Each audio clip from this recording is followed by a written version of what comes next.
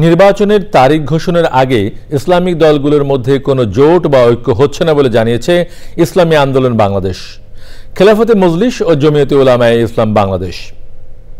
ইসলামী দলগুলোর মধ্যে ঐক্য বা জোট হলেও তা হবে শুধু এক ব্যালটের জোট। এটি কোনো রাজনৈতিক জোট নয় বলে জানান দলগুলোর নেতারা। তাহফিমুল ইসলামের রিপোর্ট।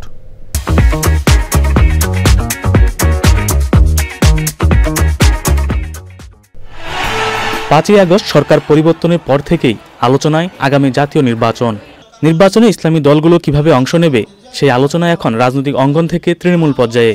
এ নিয়ে নিজেদের মধ্যে আলাপ আলোচনাও করছে দলগুলো। তবে এতদিন পরে এসেও ঐক্যের বিষয়ে বাহ্যিক অগ্রগতি নেই ইসলামী দলগুলোর মধ্যে।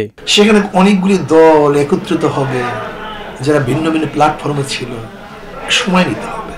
এখানে সবচেয়ে যৌক্তিক ব্যাপার হলো আমরা আলোচনা করতেছি, আলোচনা বন্ধ হয়ে যায়। নির্বাচনের জোট মানে হচ্ছে নির্বাচন কেন্দ্রিক।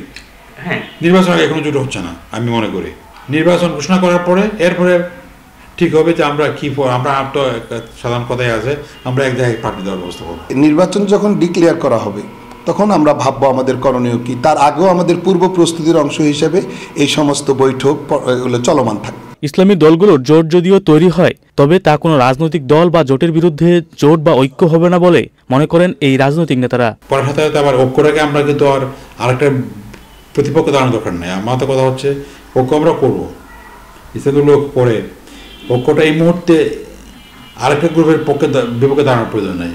আমরা আরেকটু বুঝে শুনে ধীর গতিতে পা ফেলতে চাই, যেন আমরা হোঁচট না খাই। সেখানে রাজনৈতিক দর্শনে নিয়ে মতবাদ আছে, আর কিছু আছে ইসলামী দর্শন, আকীদাগত দর্শন। এই দুই জিনিস কিন্তু এক জিনিস না। ফ্যাসিবাদ বিরোধী সকল দল সব সময় ফ্যাসিবাদ বিরোধী আন্দোলনে ঐক্যবদ্ধ থাকবে বলে জানান ইসলামী দলগুলোর নেতারা। তাহফিমুল ইসলাম, চ্যানেল আই, ঢাকা।